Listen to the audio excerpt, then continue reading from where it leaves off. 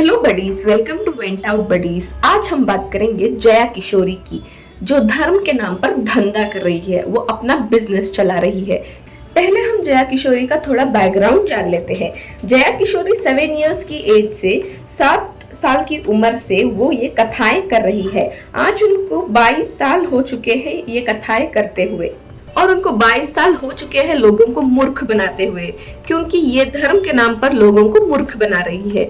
ये लोगों को जितना मूर्ख समझ रही है, आजकल लोग उतने मूर्ख नहीं है, अफसोस।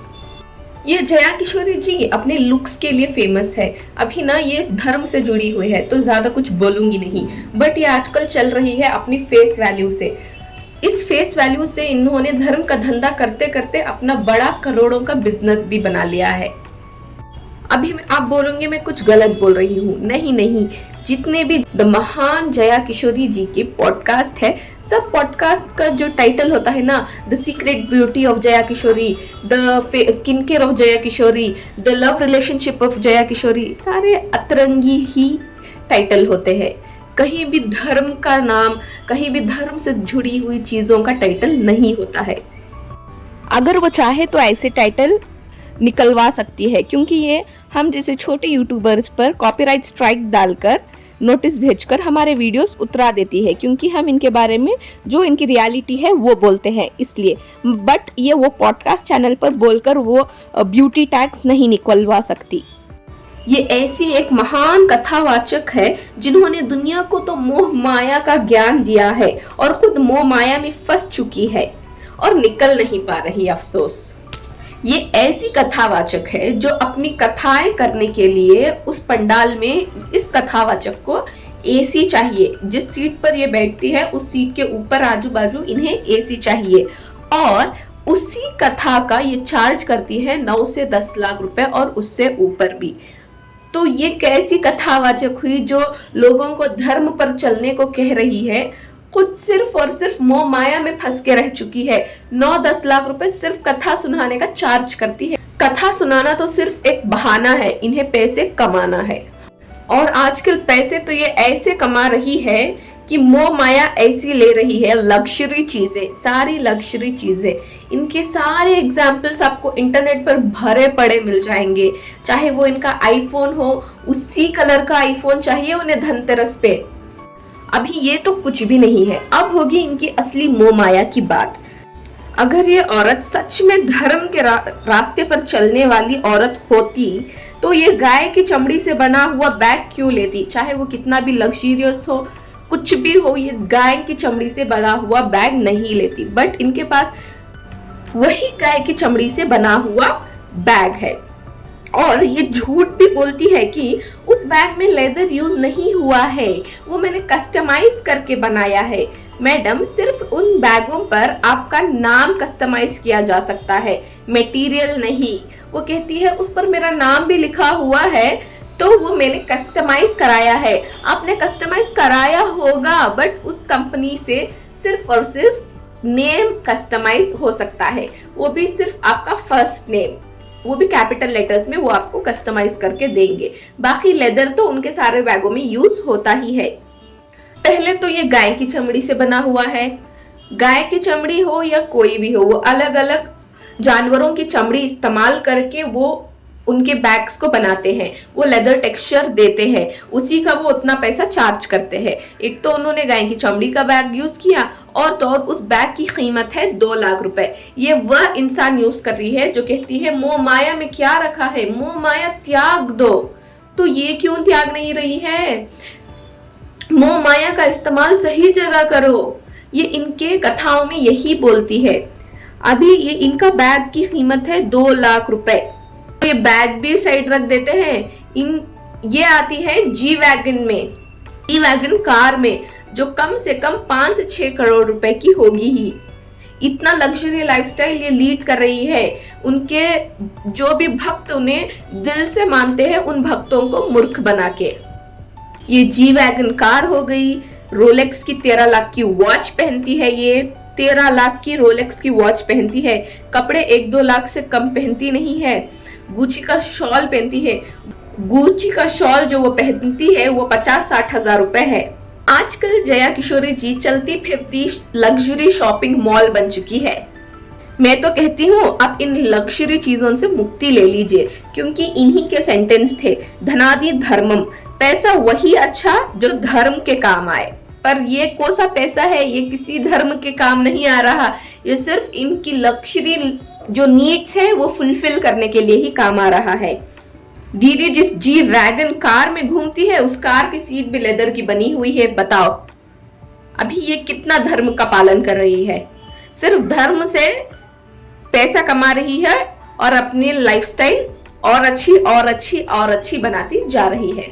यहाँ सब गोलमाल है भाई, सब गोलमाल है। जो भी इंसान बिना डिग्री, बिना किसी क्वालिफिकेशंस के, बिना किसी एक्सपीरियंस के भी धर्म के धंधे में आकर बहुत पैसा कमा सकता है, क्योंकि वो लोगों की बहुत नाजुक सेंटिमेंट्स के साथ खेलता है।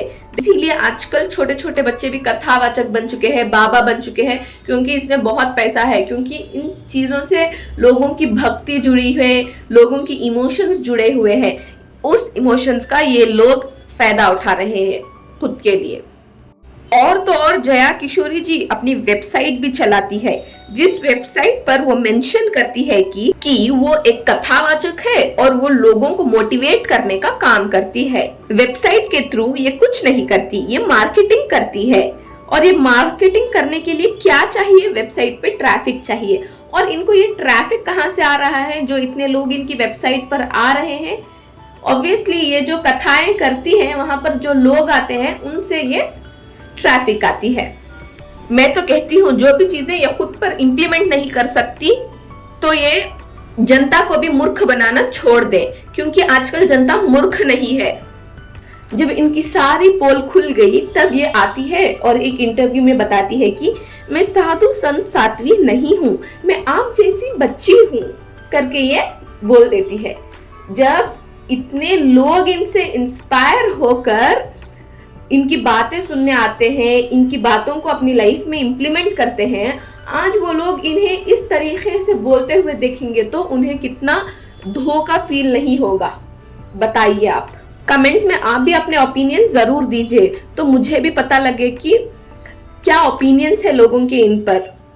अभी आप एग्जाम्पल ले लीजिए, ये अभिनव अरोरा, ये एक 9 साल का बच्चा है। आज ये बच्चा जो कर रहा है, तो मान लीजिए ये बच्चा आज 9 साल का है, तो मान लीजिए जो बच्चा आज ये कर रहा है, वही सारी चीजें जया किशोरी जी बहुत साल पहले कर चुकी है, क्योंकि 7 साल की उम्र से वो भी आई थी, उन्हें बहुत तारीफ मिली थी कि कितनी अच्छी बच्ची है। बट आज पता लगता है कि ये सिर्फ और सिर्फ अपना धंधा कर रही है, सिर्फ भोले भाले लोगों को मैनिपुलेट कर रही है। ये सिर्फ और सिर्फ रिलीजियस और स्पिरिचुअल चीजों पर ज्ञान देती है और करोड़ों कमाती है। पहले सिर्फ धर्म की बातें करती थी, फिर धीरे धीरे जब इन्हें पता लगा कि धर्म के अलावा आजू बाजू का जो ज्ञान देने लगो तो और लोग कनेक्ट होते हैं, तो वो बेकार का और ज्ञान भी देने लग गई।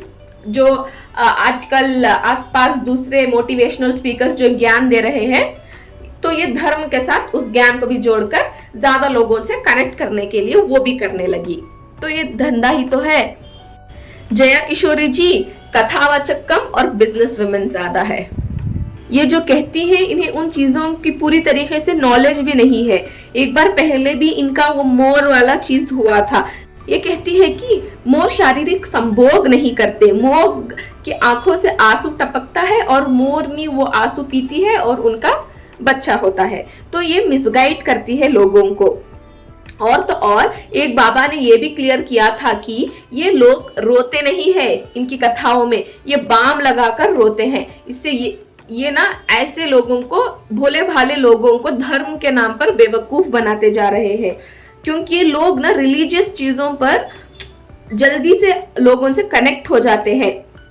मैं तो लोगों से यही कहूंगी कि इन जया किशोरी जैसे लोगों को, अर्नव अरोरा जैसे लोगों को ना फॉलो करें, क्योंकि हमारे पास और बहुत सारे संत हैं और बहुत सारे साधु हैं जो आज भी कथाएं सुना रहे हैं, जिनके कथाओं में बहुत ज़्यादा मीनिंगफुल कथाएं हैं। उनके पास प्रॉपर सोर्सेस है, जो भी वो चीज़ें बोलते हैं उन चीज़ों को। मैं कहूँगी कि आप किसी पर भी अंधी भक्ति ना करें, आप अपनी रिसर्च खुद करें। और जया किशोरी जी ये भी कहती है उनके इंटरव्यू में कि आप अपनी रिसर्च खुद करें, वो कहती है। तो लोग इनके पास क्यों आ रहे हैं? इसलिए आप जो भी लोग सही आपको नॉलेज देते हैं, जैसे प्रेमानंद महाराज जी है, आप उनकी कथाएं सुने, क्योंकि ये जया किशोरी जैसे लोग जो है वो धर्म को मानने वाले हैं। और जो प्रेमानंद महाराज जी जैसे लोग हैं वो सब कुछ त्याग कर धर्म की राह पर चलने वाले लोग हैं। इसलिए आप अपनी रिसर्च खुद करें, किसी पर भी अंधा भरोसा ना करें, क्योंकि ये लोग सिर्फ और सिर्फ धर्म के नाम पर आपको मूर्ख बना रहे हैं और खुद अपना बिजनेस आगे बढ़ा रहे हैं और करोड़ों कमा रहे हैं।